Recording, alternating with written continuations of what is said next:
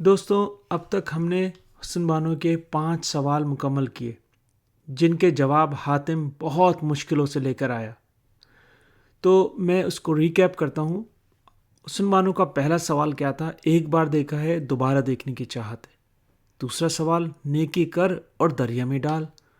تیسرا سوال، کسی سے بدی نہ کر، اگر کرے گا تو وہی پائے گا۔ چوتھا سوال، سچے کو ہمیشہ راحت ہے۔ پانچواں سوال، کوہ ندا کیا ہے اور کوہ ندا کی خبر لانا۔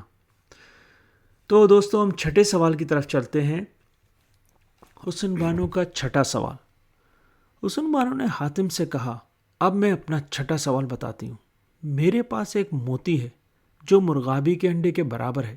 مجھے اس کا ساتھ کا دوسرا موتی چاہیے، کہیں سے بھی ہو۔ اس جیسا موتی لا کر دو تاکہ میرے پاس ایک جیسے 2 موتیوں کا جوڑا بن جائے۔ حاتم نے کہا، اللہ مدد کرے تو ہر مشکل آسان ہو جاتی ہے۔ اس نے چاہا تو یہ کام بھی ہو جائے گا۔ یہ کہا اور حسن بانو سے اجازت لے کر سرائے میں آ گیا۔ پھر منیر شامی سے رخصت ہو کر موتی کی کھوج میں چل پڑا۔ شاہ عباس سے 5 کوس دور گیا ہوگا کہ ایک درخت کے نیچے بیٹھ گیا اور سوچنے لگا، یا اللہ، بغیر اتے پتے کے کیسے موتی کو ڈھونڈوں؟ گھنٹوں بیٹھا یہی سوچتا رہا۔ پھر شام ہو گئی۔ اس وقت 7 رنگ کی چڑیاں کا ایک جوڑا درخت پر آ بیٹھا۔ دونوں باتیں کرنے لگے۔ حاتم جانوروں کی زبان سمجھتا تھا اور ان کی باتوں سے اس کے کتنے ہی کام بنے تھے۔ کان لگا کر ان کی باتیں سننے لگا۔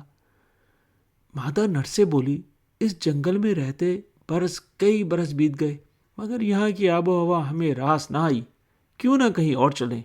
نر نے کہا، ہاں تم ٹھیک کہتی ہو، دن نکلے یہاں سے کہیں اور کی طرف چلیں گے۔ اس کے بعد دونوں ذرا دیر چپ کے بیٹھے رہے۔ مادہ نے پھر بات شروع کی، بولی، اس درخت کے نیچے کوئی مسافر بیٹھا ہے، جانے بیچارہ کس سوچ میں ہے اور کیوں اتنا پریشان ہے؟ نر بولا، یہ یمن کا رہنے والا ہے، حاتم اس کا نام ہے۔ یہ ہر وقت دوسروں کی بھلائی میں لگا رہتا ہے۔ منیر شامی ایک نوجوان ہے، اس وقت یہ اس کے کام سے نکلا ہے۔ اسے ایک ایسا موتی چاہیے جو مرغابی کے انڈے کے برابر ہو۔ اس وقت سوچ رہا ہے کہ اس کی تلاش میں کدھر جاؤں۔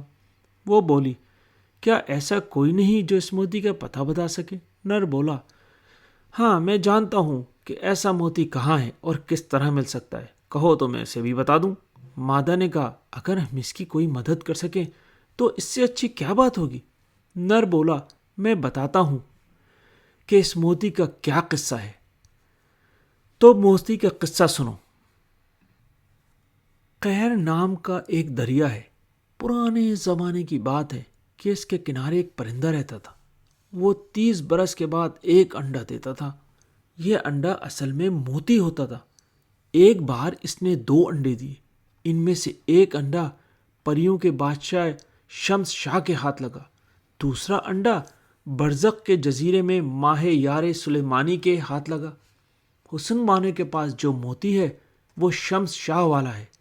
یہ بہت گھومتا پھرتا اس کے پاس پہنچا ہے۔ دوسرا ابھی تک ماہ سلیمانی کے پاس ہے۔ اگر حاتم اس تک پہنچ جائے تو وہ موتی مل سکتا ہے۔ اس نے موتی کے لیے ایک شرط مقرر کی ہے۔ وہ یہ پوچھتا ہے، یہ موتی آیا کہاں سے؟ جو یہ بتا دے میں اسی کو یہ موتی دے دوں گا۔ مادہ بولی، اگر یہ جوان ہماری بات سمجھتا ہے تو کام بالکل آسان نہیں۔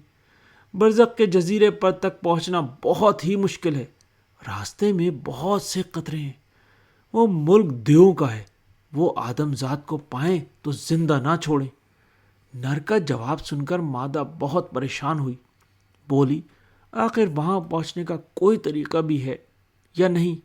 نر بولا، ہاں، اسے چاہیے کہ ہمارے تھوڑے پر اپنے پاس رکھ لے تو بہت کام آئیں گے۔ اس ملک میں خوفناک جانوروں کا بہت ڈر ہے۔ اگر ہمارے پروں کو جلا کر جسم پر مل لیا جائے تو جانور دور بھاگ جائیں گے، اور اس کے ملنے سے صورت بھی دیو کی سی ہو جائے گی اور دیو کوئی نقصان نہیں پہنچا سکیں گے۔ مادہ بولی، پھر وہ دیو سے آدمی کیسے بنے گا؟ نر نے جواب دیا، وہ ہمارے سفید پر احتیاط سے رکھ لے، جب انہیں جلا کر راکھ جسم پر ملے گا تو اپنی اصلی شکل میں آ جائے گا۔ جب یہ اصلی شکل میں آ جائے گا تو دیو اسے پکڑ کر ماہ یار سلیمانی کے پاس لے جائیں گے۔ وہ اس سے پوچھے گا تم کون ہو اور کہاں سے آئے ہو اور کیوں آئے ہو۔ اس وقت یہ اپنے جانے کا سبب بتائے گا اور ماہ یار اس سے موتی کی پیدائش کا حال پوچھے گا۔ اسے چاہیے کہ مجھ سے سنا ہوا قصہ اسے سنا دے۔ اس بات چیت کے بعد چڑیاں وہاں سے اڑ گئیں۔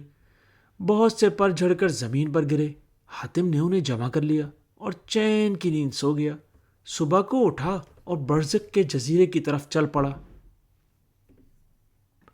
حاتم اپنی منزل کی طرف چلا جاتا تھا۔ ایک دن ذرا سستانے کے لیے ایک درخت کے نیچے لیٹ گیا۔ تھوڑی دیر بعد کسی کے رونے کی آواز اس کے کان میں پڑی۔